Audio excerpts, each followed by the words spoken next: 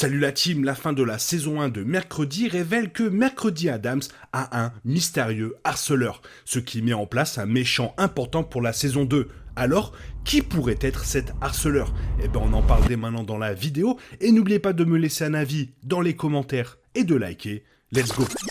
Petit message avant de commencer réellement cette vidéo incroyable, on est plus de 13 000 sur la chaîne, merci énormément à tous ceux qui se sont abonnés, et bonne vidéo! Alors que Mercredi quitte la Nevermore Academy suite aux événements de la saison 1, elle reçoit des SMS d'un contact inconnu sur son tout nouveau téléphone portable. Le texte menaçant inclut des photos de Mercredi prenant un café avec Tyler le jour de son anniversaire et Xavier lui donnant le téléphone portable quelques instants auparavant.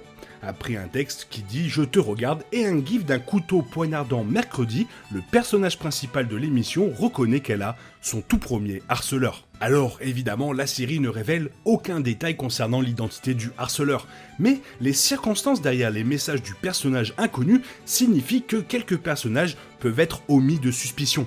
Étant donné que Tyler a été enchaîné par les autorités alors que Mercredi recevait les SMS, il est prudent de dire qu'il n'est pas son harceleur. De plus, Xavier est sur l'une des photos, ce qui indique que ce ne peut pas être lui. Étant donné que la photo de Xavier et de Mercredi a été prise à l'intérieur de la Nevermore Academy, le harceleur est probablement un parent, un enseignant ou un étudiant. Cependant, le harceleur pourrait toujours être un normie venu à Nevermore alors que les élèves quittaient l'école.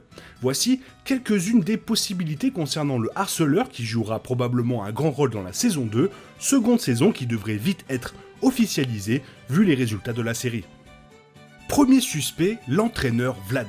L'entraîneur Vlad, instructeur d'escrime de l'école marginale, est une autre figure de la Nevermore Academy de qui il faut se méfier en raison de ses origines mystérieuses. On ne sait pas quelle espèce Vlad est, et il a même presque empêché Bianca d'évacuer l'école lorsque Joseph Craxton attaque Nevermore lors du final, ce qui est louche.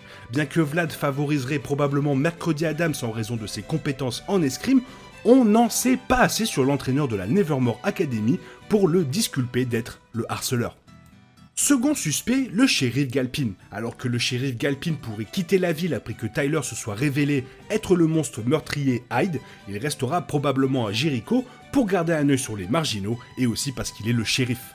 Galpin pourrait blâmer Mercredi Adams pour bon nombre des tragédies qui ont eu lieu au cours de la saison 1. Ce qui expliquerait pourquoi il la menacerait et la surveillerait après l'arrestation de Tyler. Alors que le shérif Galpin a été vu pour la dernière fois lors du final de la saison 1, sortant son fils, Tyler des bois, et le faisant probablement appréhender, Galpin pourrait encore menacer Mercredi pour qu'elle garde le silence sur ses découvertes concernant Jericho et surtout sur la mère de Tyler, et peut-être pour ne pas qu'elle fouille beaucoup plus loin. Avec toutes les appréhensions du shérif Galpin, ça fait de lui un suspect probable, mais il y a encore beaucoup de place pour douter qu'il soit le harceleur. Galpin n'était pas dans le café au moment où la photo de Mercredi et Tyler a été prise, car il est entré quelques instants plus tard. On ne sait pas non plus pourquoi il serait à la Nevermore Academy pendant que les étudiants déménagent. Cependant, le shérif Galpin pourrait avoir un complice dans la saison 2 de Mercredi, car il a des raisons personnelles de vouloir se venger de Mercredi et des marginaux. Bien sûr, ça reste que des théories. Troisième suspect, Lucas Walker. Bien que Lucas se soit lié d'amitié avec Bianca Barclay, qui était autrefois comme une sorte d'ennemi pour Mercredi à la Nevermore Academy, il semble ne plus avoir de vendetta contre Nevermore. Après avoir eu des ennuis pour avoir pulvérisé le liquide rouge sur tous les marginaux lors de la soirée de danse de la saison 1, il a semblé tourner une nouvelle page et vouloir faire amende honorable entre les normies et les marginaux. En fait, Lucas Walker est celui qui a aidé Mercredi à réaliser que Laurel Gates était toujours en vie et surtout à Jericho, car il s'est avéré que Laurel était responsable du meurtre du père de Lucas. Lucas a peut-être été utile à la fin de la saison 1, mais cela ne signifie pas qu'il a pardonné à Mercredi Adams. Lucas et Mercredi étaient souvent en désaccord tout au long de cette saison, le personnage de la famille Adams l'ayant même battu 2 fois. Lucas peut encore blâmer Mercredi d'avoir ruiné la statue de Craxton, d'avoir manqué de respect à l'obsession des pèlerins de la ville et d'avoir joué un petit rôle dans le meurtre du maire Walker en raison de la querelle des Adams avec la famille Gates. Si c'est le cas, Lucas pourrait chercher à se venger de Mercredi en la traquant et en la menaçant pour qu'elle arrête de jouer avec Jericho. Lucas aurait pu être à la girouette pendant que Mercredi et Tyler prenaient un café et peut-être aussi à Nevermore pour aider Bianca à déménager. Il est donc toujours un suspect pour être le harceleur de la saison 2. Puis, suite au décès de son père, il pourrait très bien apprendre certaines choses et possiblement sur un réseau plus vaste de pèlerins contre les marginaux.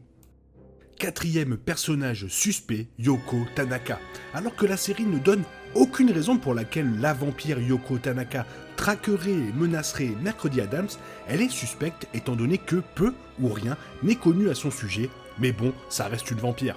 Yoko est souvent mentionnée par Enid, la colocataire loup-garou de Mercredi, emménageant même brièvement dans la chambre de Yoko. Cependant, on ne sait pas ce que Yoko pense de Mercredi ou la vérité derrière sa connexion au mystère du meurtre de la série. Elle pourrait donc menacer Mercredi pour une raison encore non divulguée. Yoko aurait également pu raisonnablement être à la girouette lorsque Mercredi a pris un café avec Tyler, et il a été confirmé qu'elle était à Nevermore lorsque Mercredi a reçu son téléphone. Cinquième suspect, Connie Jorgensen. Bien qu'elle ne soit que brièvement vue dans la saison 1, le personnage de Connie Jorgensen semble avoir des liens plus étranges avec les marginaux qu'elle ne le laisse entendre dans la série. La propriétaire d'Uriah Heep, Connie, apparaît quand Ajax et Enid travaillent dans le magasin d'antiquités le jour de la sensibilisation. Le personnage porte des vêtements qui ne correspondent pas aux normes de Jericho, prépare un thé mystérieux à partir de champignons et interdit à Enid et Ajax de prendre des pauses café. La chose achète plus tard la robe noire que Mercredi portera à la soirée, suggérant qu'elle a des liens avec la Nevermore Academy. On ne sait pas pourquoi elle traquerait le personnage principal de Mercredi, mais la normie de Jericho est toujours une suspecte. Puis, comme on sait que c'est une actrice qui commence à se faire une place dans le milieu, elle pourrait très bien savoir des choses ou être la méchante de la saison 2. Et le sixième et dernier suspect, pour moi, Vincent Thorpe. Bien qu'il n'apparaisse jamais dans la saison 1, l'émission de Tim Burton fait souvent référence au célèbre père de Xavier, Vincent Thorpe. La série indique que le médium est un père loin de son fils Xavier, car il n'assiste jamais au week-end des parents et envoie Xavier en thérapie que pour éviter un problème de relations publiques. La série laisse entendre que quelque chose de plus néfaste réside dans la notoriété de Vincent et son effet sur l'obscurité de Xavier qui pourrait finir par être lié au mystère du meurtre de la saison 1. Xavier a un étrange lien psychique avec le monstre Hyde de Tyler, qui pourrait également être attribué à quelque chose que Vincent a fait en tant qu'étudiant à la Nevermore Academy. Si tel est le cas, Vincent pourrait menacer Mercredi de cesser d'enquêter sur le passé de l'école. Étant donné que Xavier n'aurait probablement pas acheté à Mercredi un téléphone portable à l'insu de son père, Vincent pourrait être l'une des rares personnes à avoir le numéro de téléphone de Mercredi. De plus, puisque Vincent devait garder un œil sur Xavier pour éviter d'être exposé dans les tabloïds, il est probablement au courant de l'intérêt de Xavier pour Mercredi et du fait qu'elle a fait arrêter Xavier à tort. Vincent pourrait menacer Mercredi de rester à l'écart de son fils, son identité potentielle de harceleur étant plus dangereuse en raison de sa richesse, de son pouvoir et de son possible lien passé avec la famille Adams. Même si Vincent n'est pas connecté au harceleur, il est susceptible de jouer un rôle sinistre dans la saison 2.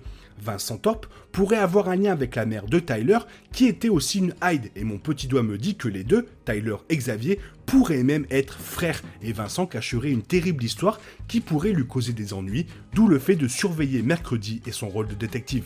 Le père de Xavier pourrait être aussi le frère de la mère de Tyler, ce qui ferait de Xavier et Tyler des cousins, d'où le lien.